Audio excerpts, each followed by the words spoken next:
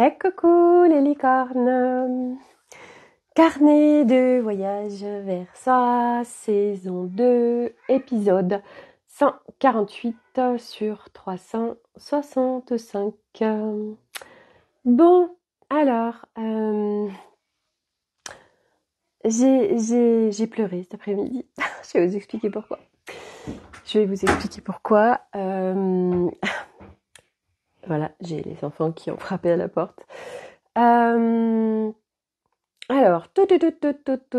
rétroaction sur la journée aujourd'hui. J'ai bien dormi. Voilà, ça faisait 3 nuits que je me réveillais entre 3 et 4 heures par nuit. Là, j'ai bien dormi. Je me suis réveillée, mais je me suis rendormie. Ce matin, je me suis réveillée et en fait, quand je me suis réveillée, j'ai réécouté mon rendez-vous avec Alice parce que j'ai vraiment besoin d'avoir des compréhensions pour qu'il y ait des pop-up, pour qu'il y ait des intégrations supplémentaires. Même si elle a travaillé en multidimensionnel, la compréhension est importante selon ce que l'on a à processer pour que ça puisse descendre et se vivre. Donc ce matin, je me dis, bon, on est samedi, je vais aller à mon cours de yoga, mais je ressens pas forcément l'appel d'y aller. Et je me laisse aller parce que, en fait, j'ai pas non plus l'élan. Voilà. J'avais envie de rester à la maison. Voilà, d'être avec la famille et tout. Bref. Et puis, au fur et à mesure, donc Arnaud se lève assez tôt et il commence à dire oui. Alors ce matin, c'est l'appartement, tout ça. Faut l'aménager, machin. Et là, je me retrouve dans cette situation qui est l'histoire de ma vie et que je suis en train de démanteler, donc pour que ça ne se vive plus, sur quand Arnaud me parle de quelque chose, ou me propose quelque chose, ou me demande quelque chose, je me sens vis-à-vis de l'homme, je sens qu'à l'intérieur de moi, je sens comme si je suis obligée d'eux. Alors qu'il n'y a pas du tout d'obligation, en fait, jamais. Mais se vit en moi, je vous en ai parlé hier pendant le live, se vit en moi cette sensation de comme si, en tant que femme, je me sens comme si je n'avais pas le choix, alors que c'est complètement faux. Donc se vit un truc en moi qui fait que j'ai cette sensation de me sentir obligée d'eux. Donc ça, j'en ai parlé hier, c'est les parts de soi qui s'opposent, c'est des mémoires qui sont là, c'est des systèmes qui sont en nous, des constructions, etc., qui font qu'on agit ou qu'on ressent ce genre de choses. Et je sais que je ne suis pas la seule à vivre ça. On est nombreux, voilà. Et en fait, donc là, ça parle à la fois de souveraineté, ça parle de son pouvoir personnel, ça parle de sa puissance personnelle, ça parle de beaucoup de choses en fait. Quand on se sent obligé de quelque chose, quand on nous demande quand on nous demande quelque chose, quand on nous parle de quelque chose, quand on sent ce truc intérieur comme si on était obligé d'eux, alors c'est qu'il y a il y a des trucs d'abus, d'intrusion, d'obligation, d'injonction, enfin bref. Donc là, c'est tout en train de se démanteler en moi, tout ça, et je vous explique pas la liberté que ça va être de le vivre. Et du coup, je vois ce qui se passe, j'observe. Et j'observe que, en effet, comme si je me sens obligée, alors que je ne suis pas obligée. Donc je me dis ok, je vois ce qui se passe en moi, ok. Et en fait, je me dis là ça me saoule, je vais aller au yoga. Et là, je prends conscience que en fait, le samedi matin, j'ai ce yoga qui est ma salle de sport. Et en fait, souvent inconsciemment, je pense, c'était une fuite en fait. Une fuite pour moi. Comme ça, j'étais pas avec Arnaud et les enfants. Comme ça, je fuyais un peu le domaine familial pour être tranquille. Mais sauf que, et on le sait, la tranquillité se vit à l'intérieur. Et quand elle se vit à l'intérieur, quand il y a un équilibre intérieur, quand il y a une paix intérieure, se vit dans nos relations et dans notre quotidien quelque chose en conséquence de ce qu'on vit à l'intérieur. Donc, j'ai cette prise de conscience ce matin, je me dis, tiens, là, c'est une fuite en fait. Donc, c'est pas OK. C'est pas OK, pourquoi? Alors, c'est pas OK. Quand on voit qu'on est en fuite, en fait, c'est à chaque fois de se dire, c'est pas c'est bien ou c'est pas bien. Coucou Laurent. C'est pas que c'est bien ou c'est pas bien d'être en fuite parce qu'il n'y a pas de c'est bien et c'est pas bien. Il y a juste, tiens, j'observe que là, je suis plus sur une fuite qu'autre chose. Et c'est de regarder, tiens, qu'est-ce que je suis? Et comment je peux faire en fait. Et moi là, ok, j'observe que c'est une fuite. Et là, je me sens prête à ne pas fuir et surtout à profiter de cette occasion qui se présente à moi ce matin pour démanteler ces systèmes internes entre le masculin, le féminin, entre les parts de moi, pour alléger mon système qui fait, parce que c'est là où on va tous, parce que c'est ce que nous sommes par essence, l'humain, alléger nos systèmes pour vivre l'équilibre intérieur masculin-féminin. Et donc là, je me dis, ok, Sophie, tu vas être j'observe ce qui se passe, là c'est une fuite d'aller au yoga, mais t'en as pas l'élan. Donc, là, je me sens prête aujourd'hui, mais quand en effet, pour se sentir en sécurité, pour se sentir mieux, alors on fuit, c'est ok en fait. Il n'y a pas de fuir, c'est pas bien. Il y a des moments, on fuit et comme ça, on se protège, comme ça, on subit pas, comme ça, on vit pas des choses qu'on n'a pas envie de vivre. Donc la fuite, c'est aussi en fait du respect de soi. Voilà, parce que je sais qu'il y a beaucoup de concepts qui vont dire oui, c'est de la fuite, machin, mais on en a rien à foutre en fait. Moi, je vous apporte tellement aujourd'hui une autre vision des choses dans le sens où d'avoir plus de subtilité en fait derrière les concepts. Et ok, t'es en train de fuir. Ouais, mais là c'est parce que tu te protèges, là c'est parce que tu es en plein respect de toi, là c'est parce que tu vas te prioriser, là c'est parce que t'as pas envie de subir, et tout de suite tu fuis parce que tu sais pas comment faire autrement, et c'est ok, parce que la fuite, moi je sais que je connais parfaitement la fuite, comme nous tous, mais c'est des systèmes qui nous préservent et qui vont faire que parce que je fuis, je vais me sentir mieux. Ok, on vient pas forcément régler le truc, mais si on le fait, c'est parce que on ne se sent pas en capacité de faire autrement. Donc c'est pas d'aller s'auto-mutiler, s'auto-maltraiter, à se dire ah là là j'ai fui, c'est pas bien. Non, pas du tout. C'est d'aller mettre une autre vision des choses sur la fuite. Et moi ce matin, en effet, quelque temps auparavant, j'aurais été à mon cours de yoga parce que j'avais pas la clarté sur ce qui se vivait et que c'était réellement une fuite. Et là, du coup, j'ai observé, j'ai l'info. Ok, là c'est de la fuite. Ok, là se joue en ce moment, cette semaine, cette histoire d'équilibre entre le masculin et le féminin, démantèlement de toutes ces systèmes internes de construction de mémoire qui fait que le féminin se sent mais on peut le vivre aussi en tant qu'homme, parce que Laurent t'es là, on peut le vivre en tant qu'homme aussi, parce que on n'a pas vécu que des incarnations d'hommes ou de femmes, on a tout eu, et qu'on a aussi en nous, on a toutes les mémoires, et on vient démanteler toutes les mémoires, et du coup on peut vivre aussi en tant qu'homme cette sensation du reste souvent, nous les femmes, nous faisons subir aux hommes comme une castration de l'homme. Moi, je sais que c'est ce que je faisais en hyper-protection, en hyper-vigilance. En fait, je me protégeais de l'homme. Ouais, tout à fait, ouais, c'est ça. Merci Laurent. Parce que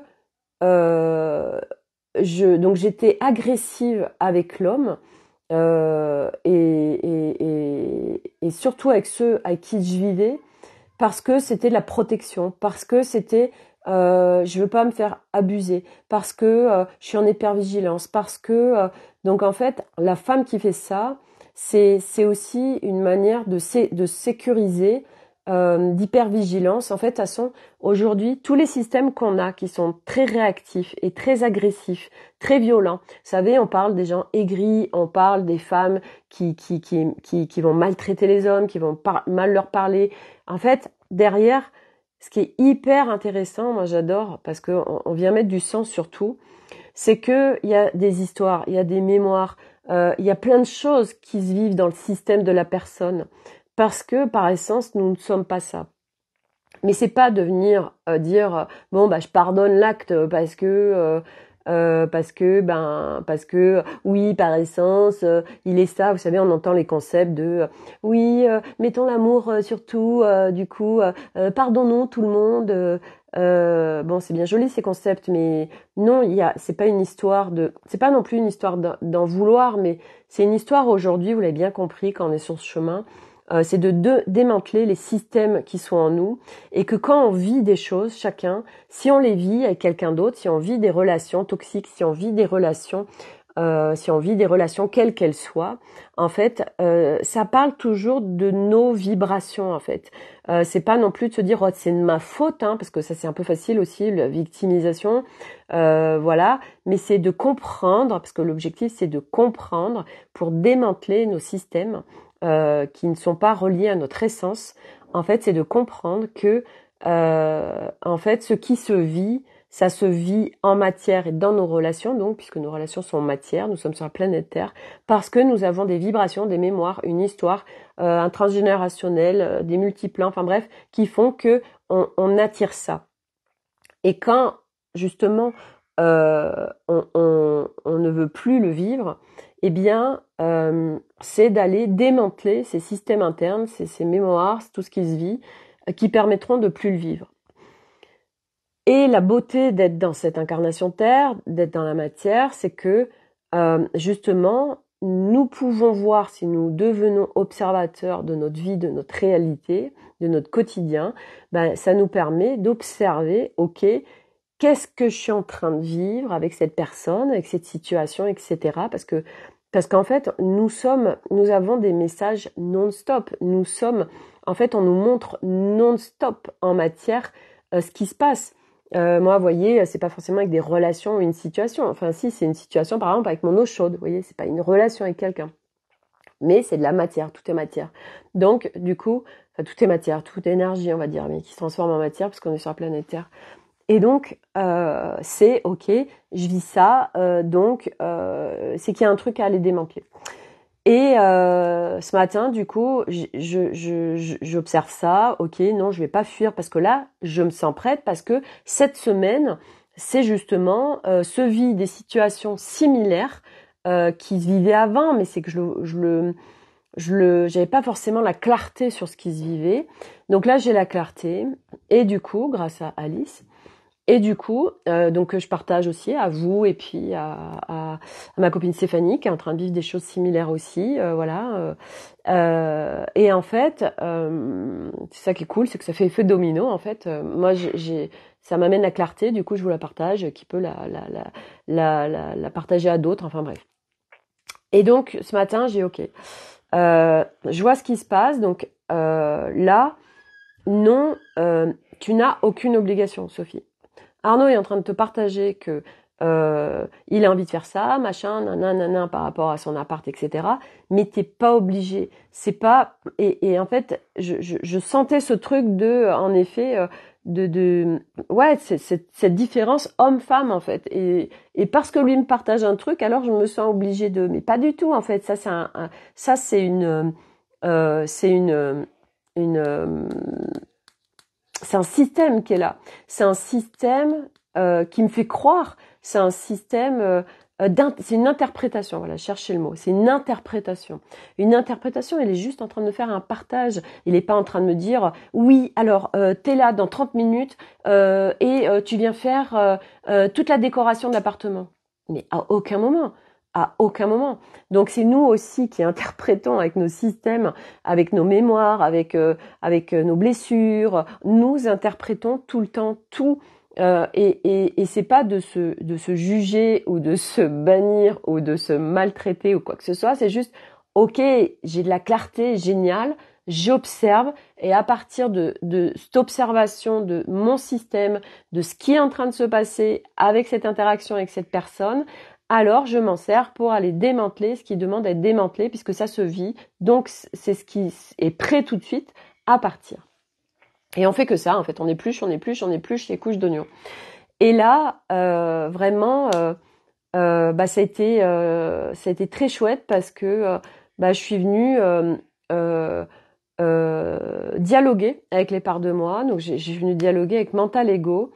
Je suis venue les rassurer, je suis venue les apaiser. On a vraiment tapé la discute pour remettre en équilibre ce qui se jouait, vraiment, ces interprétations. Et en fait, moi, ça m'a permis de lâcher.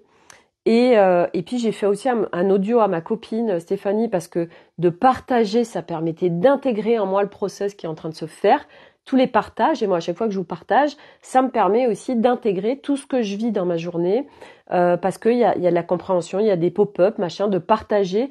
Ça nous permet d'avoir des prises de conscience, ça nous permet de partager des codes. Enfin bref, c'est hyper puissant. Donc, se joue ça. Donc moi, ok, je n'ai pas d'obligation. Qu'est-ce que tu as envie de faire, Sophie? Voilà. Mais je sentais encore des petites réactions du style oui, mais moi je suis pas encore prête. Donc, vous voyez, encore le truc de encore, je sentais encore ce système de domination, mais qui est mon système, hein, qui n'est pas du tout le sien. Par rapport à ce que j'étais en train de vivre. Laurent, c'est ce que je vis dans mon couple en ce moment.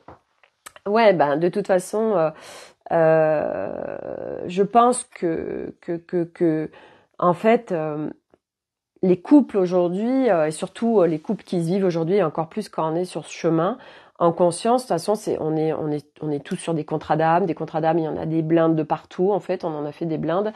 Et en effet, c'est de pouvoir trouver, mais ça c'est pas après pas, cet équilibre. Et cet équilibre, en fait, pour qu'il se fasse avec l'autre, ça se fait en soi. En fait, tout part toujours de soi.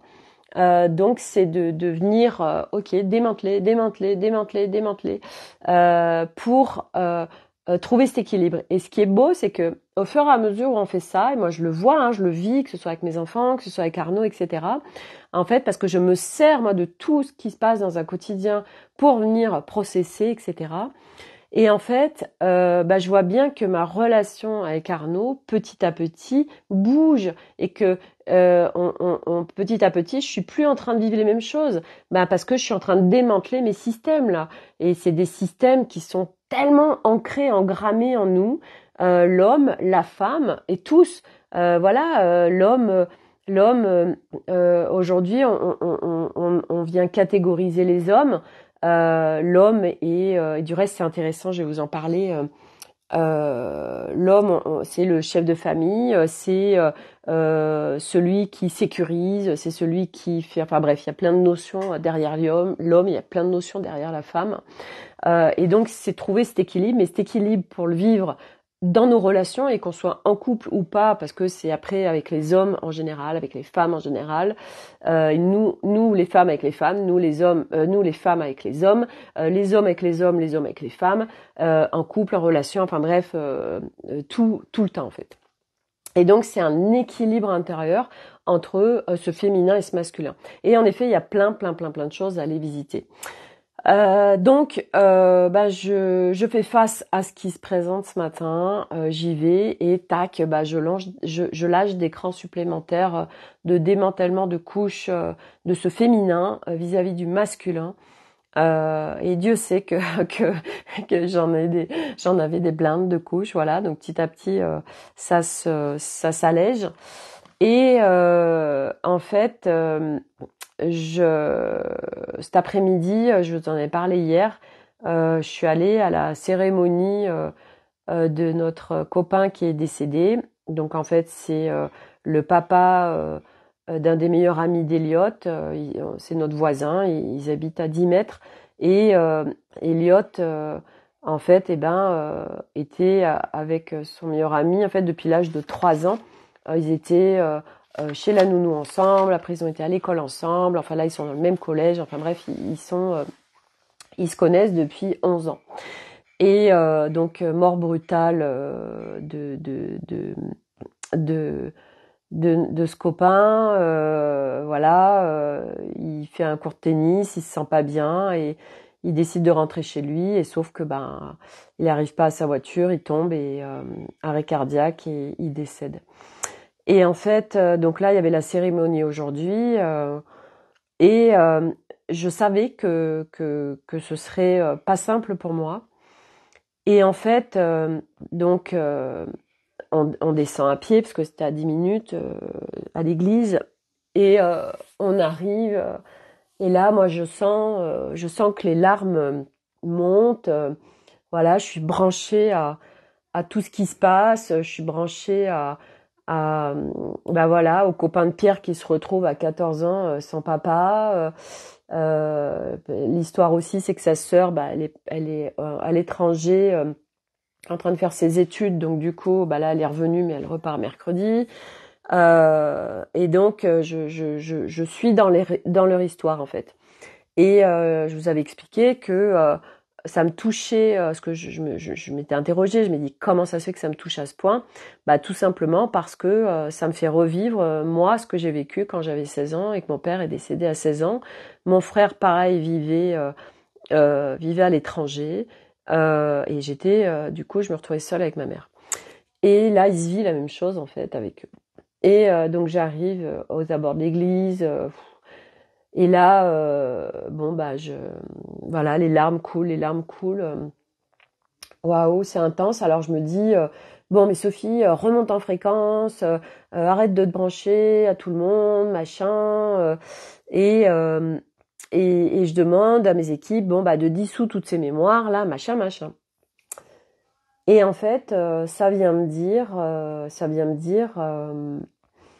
non mais Sophie, en fait, c'est pas des mémoires. Enfin, c'est pas que c'est pas des mémoires, c'est que Sophie, parce qu'il est en train de se passer tout de suite, ça te permet de vivre ce que tu n'as pas vécu quand tu avais 16 ans.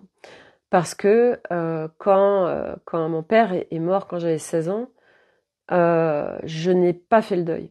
Parce que je n'arrivais pas à réaliser qu'il était mort. Et ouais, bref. Et donc, il y avait pas de pleurs, enfin bref, tout ça. Et là, ça me dit, Sophie, c'est grâce à ce qui se passe aujourd'hui, tu peux vivre et tu peux laisser couler tes larmes aujourd'hui, ce qui ne s'est pas passé quand tu avais 16 ans. Et je fais waouh, ok. Et donc je m'autorise, parce que c'est vrai qu'en plus devant beaucoup de monde, il y a beaucoup de gens qui retiennent leurs larmes parce qu'ils ne veulent pas. Aujourd'hui, on est dans une société où on ne s'autorise pas à pleurer quoi qu'il se passe. On veut pas devant tout le monde pleurer. Enfin bref.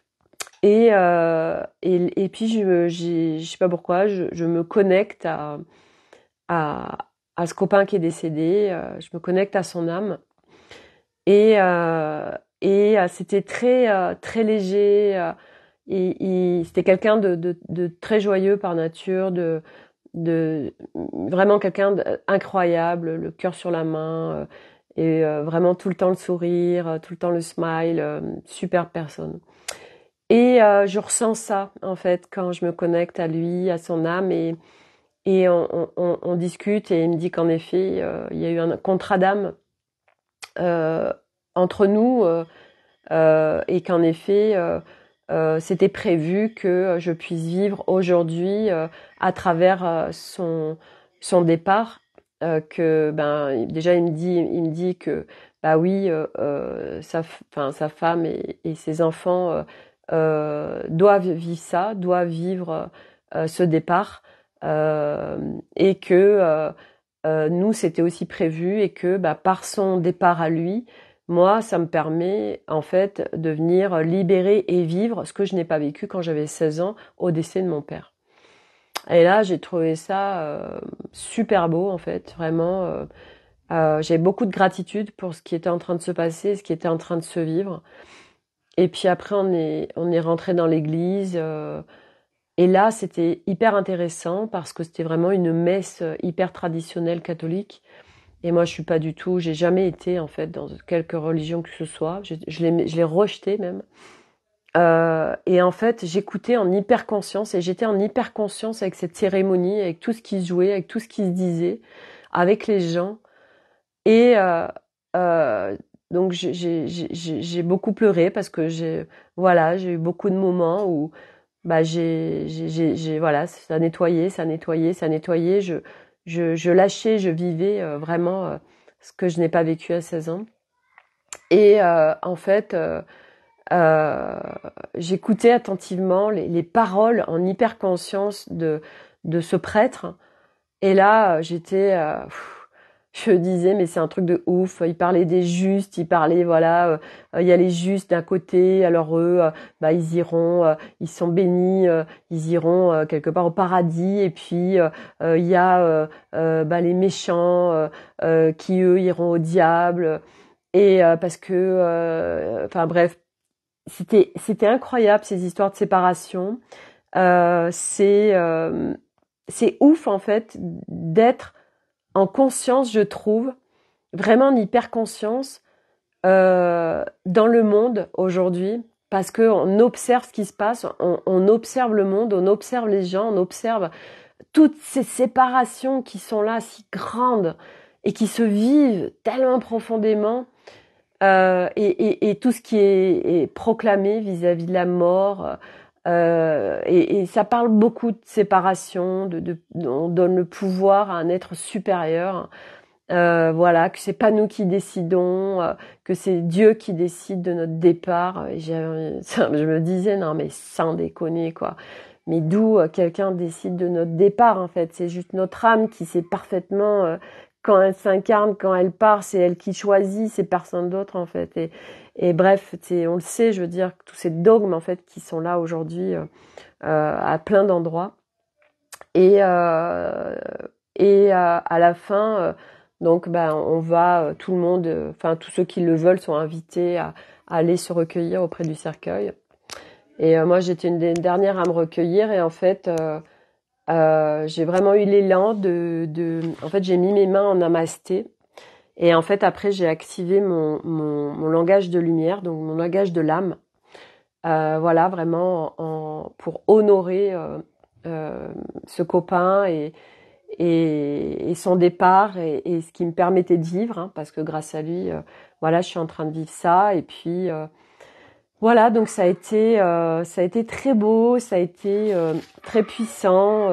Voilà, des couches encore qui sont démantelées. Voilà, c'est incroyable. Euh, et au-delà de ça, ce que je voulais vous partager aussi, parce que c'est ce que je suis en train de vivre. Ah oui, si, autre chose aussi sur cette cérémonie, c'est que euh, on parle. Ça, c'était un copain. Enfin non, c'est un copain à lui qui disait ça. Il disait oui, ça vient nous dire vraiment de profiter de l'instant, etc. Et en fait, eh bien, en effet, ce genre de départ brutal, c'est intéressant parce que ça contribue à ouvrir les consciences, à en effet aller sur la vie peut vraiment s'interrompre à n'importe quel moment pour tout le monde. Et du reste, c'était intéressant parce que à midi, on parlait, parce que moi j'ai reçu un courrier pour faire une mammographie. Et moi, je ne fais plus rien, que ce soit mammographie, que ce soit détection, je sais plus, à mon âge, à 50 ans, il y a une détection pour le cancer du col de l'utérus, enfin bref. Et moi, tout ça, je baigne, en fait, je ne fais plus. Parce que j'ai un autre regard. Et Arnaud, il me disait, ouais, il me dit, bah, s'il faut t'emmener à la chimio, et je lui dis, ah, mais non, mais moi, s'il y a quoi que ce soit, je ne ferai pas de chimio, en fait. Et je lui dis, mais en fait, pour moi, j'ai un autre regard, en fait. J'ai un autre regard sur la maladie. La maladie est un réveil. La maladie est un système d'alerte au niveau de l'humain, comme le sont les symptômes. Aujourd'hui, moi, je me suis réveillée autrement. J'ai pas besoin de la maladie. Et puis, je sais plus, je crois que c'est un des enfants qui disait, je sais plus qui parlait de la mort. Et je lui dis, mais puis ça doit se faire, bah de toute façon, bah ça se fera en fait. C'est comme ça. Voilà, aujourd'hui, on sait très bien que, enfin moi en tout cas, avec mon regard et d'où j'en suis aujourd'hui, avec tout ce que je démantèle, et c'est ce que je partageais à Arnaud, je lui disais, par essence, nous sommes des êtres en pleine santé. Et moi, j'ai cette forte vision aujourd'hui que demain, l'humanité, ben oui, nous serons en pleine santé. Parce que si nous venons démanteler, comme nous sommes en train de le faire, si nombreux et de plus en plus chaque jour, de façon holistique, toutes ces mémoires, tous ces systèmes en nous qui créent aujourd'hui la maladie, les symptômes, etc., bah forcément, par conséquence naturelle, après, bah, les gens ne sont plus malades. C'est juste une évidence. Donc, j'avais ce discours en effet que tout ça ne résonne absolument pas avec moi. Il me dit, mais voilà, lui, il est pas d'accord avec ça, Arnaud, mais il me dit, moi, je respecte ton choix. Bah, de toute façon, il n'a pas le choix. Mais voilà, moi aujourd'hui, ça ne fait pas sens. Et comme je dis, c'est une évidence pour moi de ne pas le faire. Voilà, parce que j'ai une autre vision des choses et ça reste ma vision des choses en effet, et qui n'est pas. Et chacun a sa vision et c'est ok en fait. Moi, je viens pas. Jamais j'irai dire à quelqu'un quoi que ce soit sur quoi que ce soit de toute façon. Donc ça, c'était le côté médecine. Le côté maintenant enfant, écran, responsabilité des parents. Hier, en fait, Milo, je le récupère à l'école en pleurs. Et il me dit, voilà, j'ai des mots dans mon cahier, je vais être collé, etc. Ça se passe mal avec tel professeur, etc. Bon, on discute beaucoup. Donc il est dans beaucoup de victimisation, d'injustice vis-à-vis des professeurs, etc. Donc il a des mots parce que bah il s'amuse trop en classe. Alors bon, bah, autant dire que ce genre de mots, voilà. Moi j'en rigole, mais bon, c'est Nolan qui me dit il faut pas l'inciter à être dans l'amusement. Ouais, c'est bon, péter un coup en fait. Moi, c'est tellement pas possible de dire non, il faut être sérieux en classe, machin. C'est pas non plus, comme je dis à Milo, il faut respecter les professeurs, mais c'est bon quoi. Enfin, à un moment donné, enfin voilà, on le sait ce qui se passe à l'école et que dans le monde en général et que y a pas de légèreté, y a pas d'humour. Bon, bref, c'est pas grave. Et donc Milo est dans un état pas possible. Bon, ok. Mais il y a des mots voilà, d'amusement, de devoir pas fait, d'oubli de cahier, enfin bref, il y en a beaucoup. Et du coup, il a 2 fois, il faudra qu'il aille en colle. Bon, bref. Et en fait, c'est ce matin, Milo se lève et je vous l'ai dit, hein, je m'étais interrogée parce que Milo est très très pâle. Et en fait, je vois dans sa chambre qu'il y avait un iPad qui traînait. Et c'est vrai des fois, je lui prends son téléphone, mais je lui demande pas tout le temps. Moi, j'essaye vraiment d'être dans la confiance et de mettre mes enfants en responsabilité. Mais c'est vrai que Milo, à 11 ans, il n'y arrive pas. Bref. Il avait des cernes pas possibles, il était en réaction, dès qu'un de ses frères lui parlait, il l'incendiait, enfin bref. Là, on a calculé avec Arnaud qu'il y avait réellement un problème. Et en fait, on a pris conscience que Milo, depuis qu'il a un téléphone, il y a plus d'agressivité, il y a plus de colère, il y a de la fatigue, il y a beaucoup de choses qui déconnent complètement, ça déconne à l'école, etc. Bon. Donc ce matin, l'objectif, une fois de plus, c'est de pouvoir communiquer avec quelqu'un, que ce soit son enfant, dans son couple, avec n'importe qui, et encore plus avec ses enfants, de pouvoir communiquer où c'est qui comprennent ce qui se passe, qu'il n'y a pas d'ordre, parce que moi ça n'existe pas chez moi, hein, les punitions et le chantage, etc. Ça c'était nos manières d'agir et nous avons été éduqués comme ça et on voit le résultat, c'est juste catastrophique et c'est ça qui fait qu'on a des systèmes aujourd'hui complètement, ça me dit corrompus. Hein. C'est pas de la corruption comme on peut l'entendre, mais on a des systèmes vraiment intérieurs corrompus qui demandent vraiment d'être démantelés. Hein. Ces mots se descendent. Hein. S'ils descendent, c'est qu'ils sont forts, c'est qu'il y a une vibration derrière et c'est que c'est bien au-delà des mots. C'est ce que ça me dit. Et donc là, on dit, écoute Milo, voilà, nous en tant que parents, on peut pas continuer comme ça. On observe, voilà, tout ça là, te concernant. Là, t'es dans un état pas possible. Donc voilà, la nuit, qu'est-ce qu'il fait? Là, il nous a dit qu'à 5 heures du matin, il y a un de ses copains qui l'appelle. Bon, ce copain, lui, il est non-stop sur les écrans. Enfin bref. Et donc voilà, donc là en tant que parent, on se dit bon on arrête en fait la catastrophe. Hein, c'est pas possible en fait. Et puis Milo, il a une tête de zombie quoi. Et puis il est voilà en réaction, fatigué, etc. Donc on lui dit écoute Milo, voilà, on va arrêter en fait avec les écrans, on va te prendre ton téléphone. Et on va arrêter les écrans en fait. On va faire vraiment une détox d'écran. Donc il commence à pleurer, tout ça, et je lui dis, tu sais Milo, euh, toi tu sais ce que tu fais, en fait, tu vois, tu le sais mieux que nous.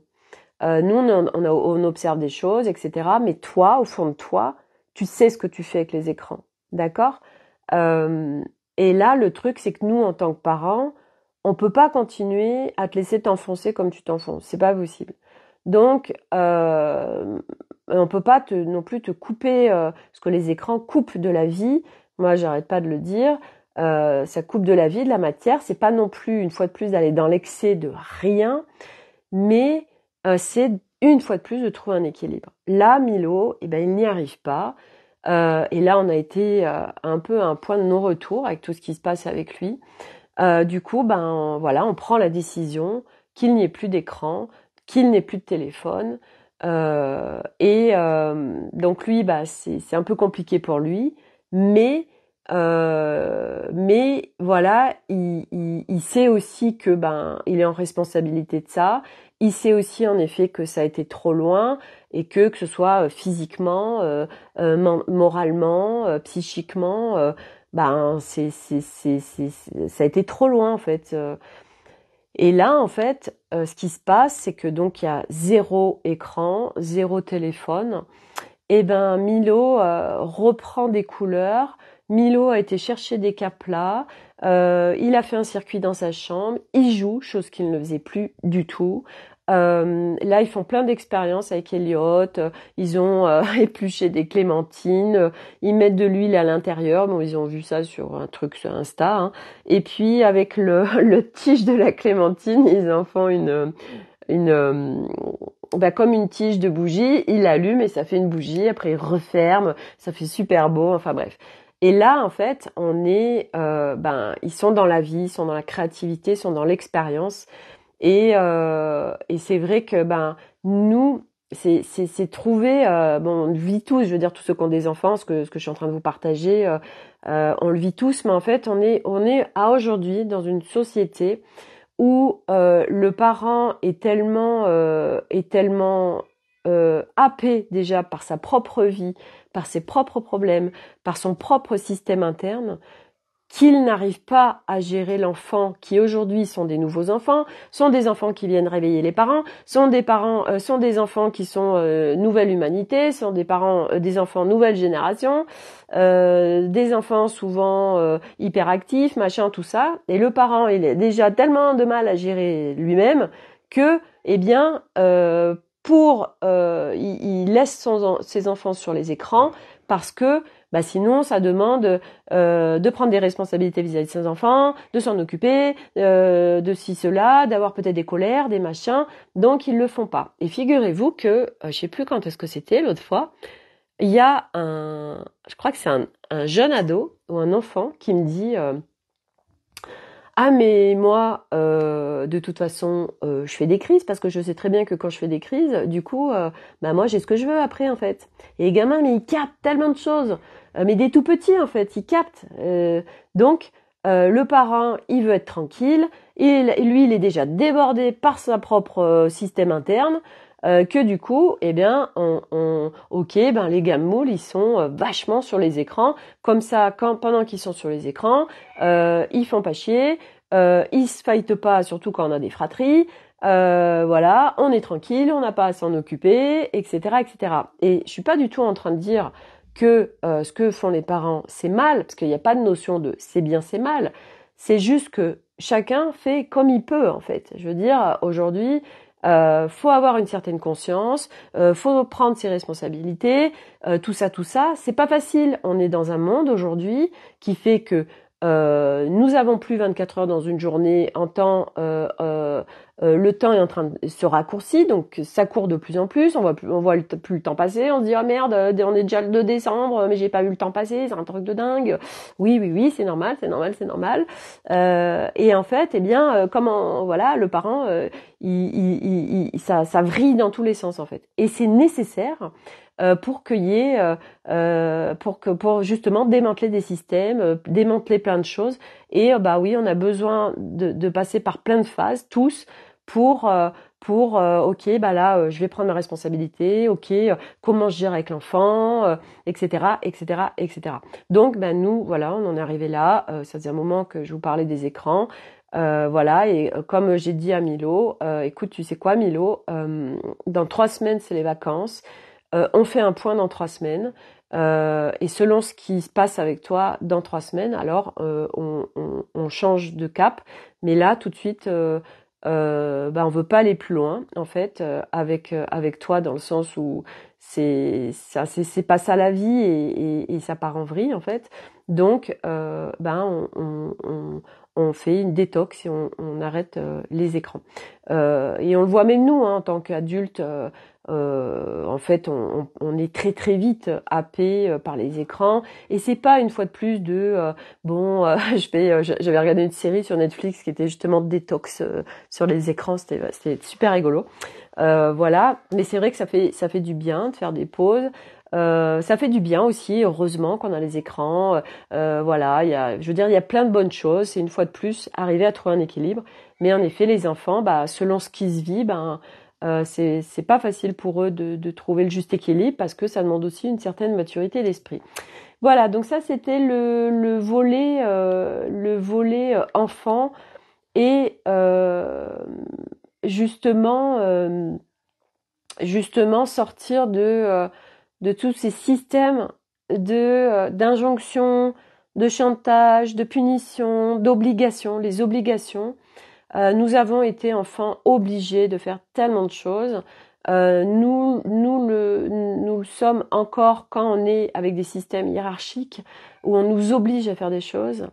Et en fait, tout ça, c'est de la privation de liberté. Donc, c'est trouver aussi en soi cette fameuse liberté pour ne plus vivre ce système de je suis obligé de.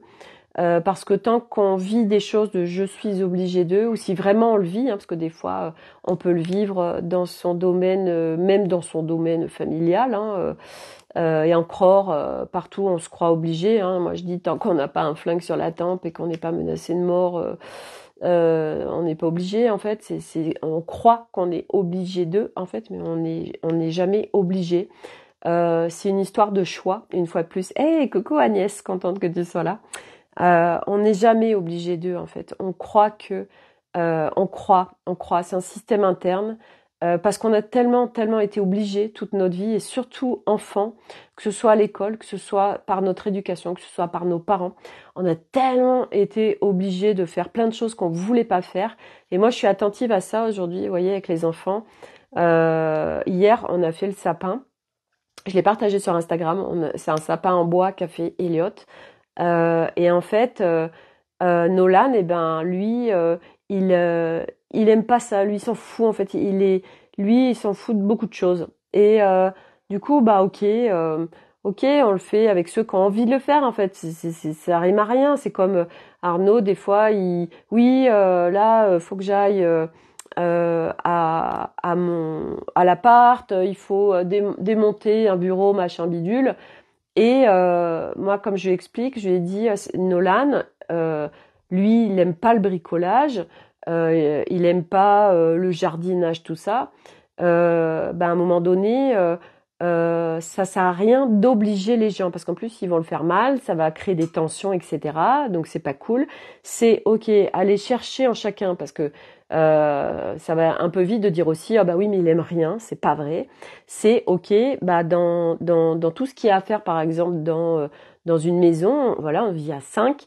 Qu'est-ce qui pour toi est le plus léger de tout? Et là, par exemple, Nolan, il va facilement mettre la table, débarrasser, faire certaines tâches ménagères, etc. Pour lui, c'est ok en fait. Mais c'est vrai que par exemple, quand il y a du jardin à faire, à aucun moment je vais lui imposer le jardin. Moi, je sais que mon père nous imposait de venir au jardin, mais c'était horrible en fait.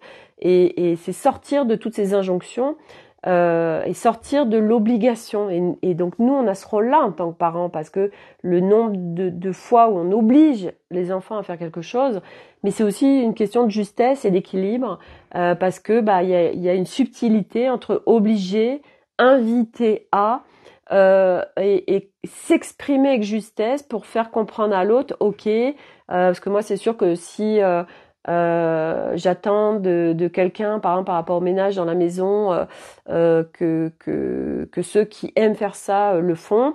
Bon, c'est vrai que le ménage, tout le monde n'aime pas faire le ménage. Moi, en soi, ça me dérange pas, parce que je sais qu'après, je suis bien une fois que le ménage est fait. Donc, ça me dérange pas. Par exemple, moi, j'adore faire les courses, etc. Donc c'est de trouver, ok, qu'est-ce qui va le mieux correspondre à chacun, et de dire, ok, voilà, il y a il y a ça dans la maison, on vit tous ensemble. Moi, c'est pas en justesse pour moi, et c'est pas ok pour moi que ce soit moi qui fasse tout toute seule. Donc, qu'est-ce que toi tu te proposes à faire? Et vous voyez, quand on est en invitation, quand on est à, ok, qu'est-ce que toi t'aurais plutôt envie de faire quoi? Et vous voyez, ça change tout entre non, alors toi tu viens faire ça, toi tu viens faire ça. Et nous, on a été éduqués comme ça. Et on est dans un système où on est avec des injonctions, tu fais ci, tu fais ça, machin, tout ça, tout ça. Et en plus, on a un système quand on parle aux gens, qui est comme ça. Moi, je vois, et j'arrête pas de le dire à Milo, quand je vois quand il fait son jeu à la télé, là, et qu'il est avec le téléphone à côté, avec son copain, et je lui ai fait remarquer une fois de plus à Milo, je lui ai dit, mais Milo, mais comment tu parles à tes copains, sans déconner? Et je lui dis, après, tu t'étonnes d'avoir des problèmes à l'école où les gens, ils te respectent pas, mais toi, tu ne respectes pas les gens quand tu leur parles. Et j'essaye aussi de leur faire comprendre cette loi de cause à effet, que mais si toi tu respectes pas les autres, tu ne te feras pas respecter. Après, Milo, il a en lui en effet des blessures, d'injustice, de machin, de bidule, donc il va le vivre en conséquence. Moi, ça, je le sais. Bon, maintenant, ça fait partie de son expérience, machin bidule. Voilà. En tant que parent, c'est pas non plus d'aller tout démanteler, en fait. C'est eux, ils ont des expériences à vivre aussi. Voilà. Donc beaucoup de choses aujourd'hui. De toute façon, tous les jours, il y a beaucoup de choses sur plein de sujets. Voilà. Donc c'est riche. Et une fois de plus, ouais, je vais vous sortir cette phrase, parce que hier, je vous parlais de, vous savez, quand vous écoutez quelqu'un, de vraiment, à chaque fois, je vous le dis tout le temps pour que vous fassiez avec tout le monde. Voilà, que ce que je vous partage, c'est mon regard, c'est ma vision, c'est ce que je vis, c'est ce que j'incarne, c'est ma réalité, mais qui n'est pas la vérité, parce qu'il n'y a pas de vérité. Il n'y a pas de vérité en fait pour moi. Il y a pas de vérité. C'est juste des réalités pour chacun. Et en fait, ça me fait penser au film de Bryce de Nice. C'était où en fait, à la fin, il était vieux, en fait. Et il racontait une histoire aux enfants, donc il racontait son histoire de vie. Il était autour d'un feu de cheminée, tout ça. Puis tous les enfants, ils étaient là, comme ça. Et à la fin, c'était bien cette histoire. Alors, le gamin, ah oui, oui, oui. Il dit, eh bien, tout ce que je vous ai raconté, c'était que de la merde. J'adore ce truc. Donc, j'avais envie de vous dire ça aussi, du style, tout ce que je vous ai raconté, c'est que de la merde. Voilà, c'est trop rigolo. Agnès, on est tout à fait d'accord. Ouais, ouais, bah, cette histoire de vérité, ouais, ouais, bah oui, on était construit pour, il faut croire à une vérité universelle. Voilà, on nous a mis plein de croyances sur ces vérités, voilà, il y a que la science, faut que ce soit prouvé, sinon c'est pas la vérité. Et là, tout est en train de se démanteler. Et puis, bah même nous, on le vit en fait, et on le vit. Et puis voilà, une vérité. Ah bah oui, c'était une vérité à un moment. Et puis on a évolué, on a vécu des trucs. Et ah putain, bah non, en fin de compte, bah non, en fin de compte, ça c'est plus vrai en fait. Mais je l'ai cru, mais c'est plus vrai. Puis à force, à un moment donné, bah on arrive à un moment donné où c'est non. Alors et d'une, il n'y a pas de vérité. Et en plus, bah on en a rien à foutre en fait. Enfin moi, c'est vraiment là où j'en suis aujourd'hui. Et quand justement mes enfants me disent non mais ça c'est la vérité, je dis bah écoute c'est la tienne, moi c'est pas la mienne. Et puis en fait on s'en fout en fait, qu'est-ce qu'on en a rien à foutre, que ce soit vrai pas vrai, mais qu'est-ce qu'on s'en fout en fait de vouloir absolument en fait on a ce truc de est-ce que c'est vrai ou est-ce que c'est pas vrai. euh, mais voilà, c'est cette séparation de dualité, tout ça là, et c'est ok. Agnès, pareil, ouais, bah ça c'est un vrai cadeau quand on est sorti de cette histoire de vérité, c'est un énorme cadeau parce qu'on lâche des crans de plus d'absolument savoir si est-ce que c'est vrai, c'est pas vrai. Voilà, moi j'ai été très en quête de la vérité. Et encore plus sur ce chemin quand je l'ai démarré parce que c'est pour ça que je me suis abreuvée d'informations, de livres, de vidéos et tout, parce que je voulais absolument savoir la vérité de la vérité de la vérité. Et puis ben voilà, j'avais ça à vivre aussi pour à un moment donné de vivre ah putain ben en fait mais y a pas de vérité. Et puis au-delà de ça en fait on s'en fout, on s'en fout. En fait moi je suis dans on s'en fout. Aujourd'hui je suis tellement dans le on s'en fout que c'est juste tellement simple à vivre en fait quand on est dans le on s'en fout. Agnès, le seul truc que ça résonne en soi. Ouais, c'est ça exactement. Voilà, quelqu'un en face qui te dit un truc. Moi, tout à l'heure à la cérémonie, le prêtre qui partageait ces trucs catholiques avec les justes et les vilains méchants qui vont aller au diable. Bah, c'est ok en fait, c'est sa vérité, il le croit. Voilà, il y a un être supérieur qui décide de notre vie et de notre mort.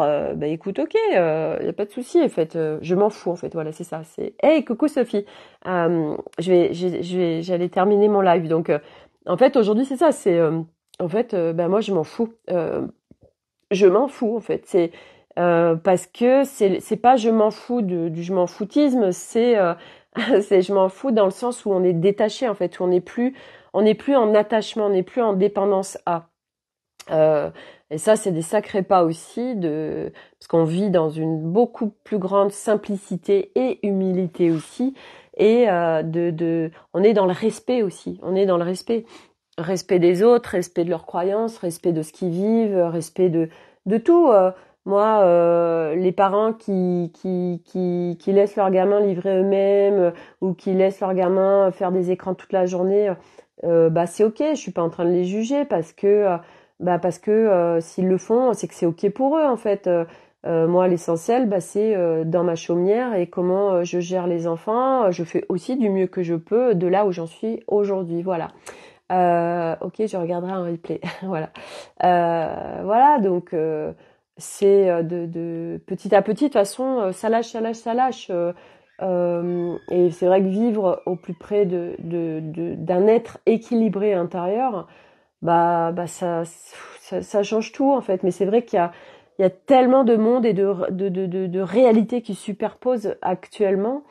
Et moi, ce que j'adore, et c'est vraiment de vivre maintenant en hyper-conscience, voilà, au milieu de ce monde euh, tel qu'il est, tel qu'il se vit. Et c'est beau, en fait, de voir tout ça. Et puis de voir que ça bouge aussi, parce que c'est vrai que quand j'étais dans l'église tout à l'heure, j'étais là, oh là là, putain, il y a du taf, il y a du taf, mais quelque part, je me dis, mais en fait, moi, je suis pas, parce que là, il y a un prêtre qui parle et il y a plein de croyances autour de tout ça, mais en fait, moi, j'en sais rien, je les connais pas ces gens, je connais pas leur histoire, je connais pas leurs croyances, je connais pas tout ça. Donc, et puis on le voit bien que ça bouge de ouf maintenant, qu'il y a de plus en plus de gens qui sont en train de tourner leur regard. Voilà, et Arnaud, il y a tellement de choses, lui, qui bouge alors que lui, il fait pas ce job d'aller regarder à l'intérieur de lui, mais il y a plein de choses qui se démantèlent en lui aussi. En fait, chez tout le monde, il y a plein de choses qui se démantèlent. Alors vous allez me dire non, pas chez tout le monde. Alors peut-être pas chez tout le monde, mais on s'en fout ça aussi en fait. L'essentiel, c'est soit de pouvoir vivre une nouvelle réalité en soi, un nouvel être en soi, pour pouvoir vivre et le déployer autour de soi en fait, parce qu'à chaque fois, nous qu'on fait des crans de plus, d'allègement, bah, ça contribue à l'humanité. Donc voilà, c'est pour ça que c'est important de se prioriser, voilà, d'être en plein respect de soi, d'aller démanteler ouais, tous ces systèmes internes qui sont là en nous. Et il y en a une blinde. Voilà les amis, donc je m'arrête là pour ce soir. Je vous souhaite à tous une très belle soirée. Je remercie vraiment tous ceux qui me suivent tous les jours. Je vous admire. Parce que tous les jours, je fais presque 1 heure de live. Moi, des fois, je me dis, Sophie, dis donc, c'est dingue, t'es quand même là tous les jours, tous les jours, tous les jours, tous les jours. Et c'est vrai que je me disais, tout à l'heure, je me disais, mais en fait, qui aujourd'hui, tous les jours, est là à partager des trucs comme ça, aussi longtemps? Et voyez, en fait, eh ben, c'est parce que oui, on en parlait justement avec quelqu'un qui est là, que ça l'a saoulé de faire des lives, tout ça. Et moi, en fait, j'adore. Et c'est vrai que bah, c'est propre à chacun. Et, euh, et c'est vrai que moi, j'aime venir en live, partager avec vous, partager mon chemin, partager mon regard, partager ma vision des choses, partager ce que je vis, voilà, tout ça. Autant je me dis, ouais, Sophie, dis donc, te rends compte, t'es à 365 plus 148 lives là, c'est fou quoi, tous les jours t'es là. Et puis je me disais aussi, tous ceux qui me regardent tous les jours depuis quand même le début, là on est à la saison 2, oh là là, c'est dingue, tous les jours qui me suivent, bah merci en fait, j'ai envie de vous dire merci parce que c'est beau, parce que vous êtes fidèles, puis au-delà de la fidélité en fait, c'est génial en fait. Voilà, moi j'adore et mais à la fois voilà, j'avais envie de vous dire merci d'être là. Voilà. Après je sais qu'il y en a qui me disent ah bah moi je te suis pas tous les jours. Bah je comprends en fait, hein, je comprends parce que faut une sacrée rigueur en fait, ou détermination ou envie. Hein. C'est vrai que moi je sais pas hein, si j'avais eu quelqu'un qui aurait partagé tous les jours et que vraiment ça m'inspirait, ben je l'aurais fait aussi certainement. Voilà, j'aurais aussi peut-être certainement fait, mais c'est vrai que j'ai pas connu ça. J'ai pas connu ça, donc voilà, je sais pas, c'est ce qui me traversait, ce que j'avais envie de vous dire. Sophie, fidèle parmi les fidèles, sans jeu de mots, avec l'Église. Ah oui, fidèle parmi les fidèles. Oh là, my God, les fidèles, ouais, les justes, les martyrs, le diable, l'enfer. Waouh, on s'en déconne. Dieu qui décide de quand on meurt. Ah putain, sans déconner, c'est putain. Je veux dire, waouh. Voilà, bref, et c'est ok, hein, mais ouais, quand on est en conscience de ce qui se passe et vraiment on voit en fait, on voit et on écoute et on se fait oh waouh, bon sang et ouais et tout ce qui se vit derrière tout ça et tout cet enfermement derrière tout ça et toute cette dépendance, en fait on dépend d'un Dieu, c'est lui qui décide Et on revient au choix, en fait, au choix qu'on ne fait pas, parce qu'on ne sait pas qu'à partir de nos choix, on peut vivre d'autres choses, parce que justement, on vit notre humain. Et ah oui, oui, oui, ah oui, si, chose que je vous ai pas dit, parce que c'est ce qu'ils m'ont dit aussi, c'est ce qu'on m'a donné dans mes oreillettes quand j'étais devant l'église, que je me disais, quand je disais, ouais, faut que je monte en fréquence, faut que je monte en fréquence, Sophie, arrête de pleurer. Donc en fait, je réprimais ce qui était en train de se vivre. C'était Sophie, Sophie, t'es en humanité. T'es en humanité, et là, on est en train de te proposer, tu as l'opportunité de vivre ce que t'as pas vécu quand t'avais 16 ans. Et tu es en humanité. Donc ça fait partie de ton process et de ton de ton démantèlement. Donc les pleurs sont là et ils viennent nettoyer, démanteler ce qui est là.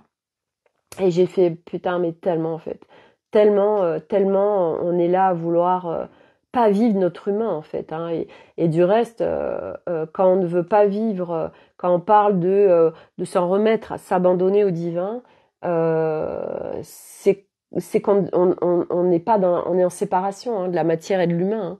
Hein. Tous ceux qui prêchent parce que là aussi, hein, on est un petit peu sur un truc de séparation et de donner son pouvoir.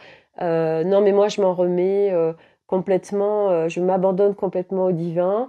Euh, Partout où tu crois que tes choix ou dézinguer des croyances vont faire que tu vas vivre ceci ou cela, bah tu délaisses ton humain, en fait. Tu délaisses ton humain. Donc, tu es en séparation avec ton humanité. Mais une fois de plus, c'est un truc qui se vit, mais qui se voit pas. Voilà. Et notre objectif, notre chemin, c'est justement d'être de plus en plus en clarté, en discernement. On voit, on a ces subtilités chirurgicales qui font que on va bien au-delà des concepts qui peuvent être interprétés et qui nous enferment, en fait. Voilà. Voilà, c'est la beauté de ce qu'on vit. Voilà. Bon, et ben vous avez vu, moi comme j'ai dit à Arnaud, je fais péter les codes couleurs des enterrements. Voilà, moi j'étais dans le solaire aujourd'hui, j'étais avec le rose du cœur. Voilà, parce que j'ai senti que j'avais fait un allègement au niveau de mon cœur aussi. Voilà, un cran de plus.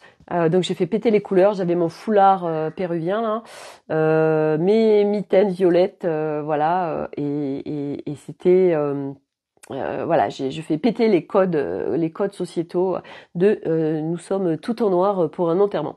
Non, moi c'est pas possible, c'est des pas possible, voilà. Donc ah non, mais Sophie, j'ai pas mis mes baskets à paillettes. Hein. Non, non, non, je les ai pas mises. J'aurais pu, mais je ne l'ai pas fait. Voilà, avec des chaussettes roses qui dépassent. Voilà. Bon, bref, allez. Je vous dis à demain pour de nouvelles aventures. Vous pouvez me retrouver sur Instagram pour d'autres stories, sur d'autres choses. Voilà, je vous ai partagé les petites créations des enfants aujourd'hui. Ils ont fait plein de créations. Bah oui, il n'y a pas d'écran et du coup ils sont hyper créatifs. Voilà. Et là, Arnaud est parti. Du coup, là, je pense qu'ils sont sur les écrans. Et c'est ok. Voilà, donc à demain pour une nouvelle aventure. Prenez soin de vous et ben voilà, si vous voulez d'autres petits trucs, et ben vous me retrouvez sur Instagram. Il y a plein de choses qui sont différentes. Voilà, simplicité, légèreté, fun, joie, on s'amuse, on fait péter les paillettes, on fait péter les paillettes. Kevin, on met des paillettes dans ta vie, voilà, les Barbies aux paillettes, les licornes et on y va, voilà. Allez, à demain, bisous à tous, bye.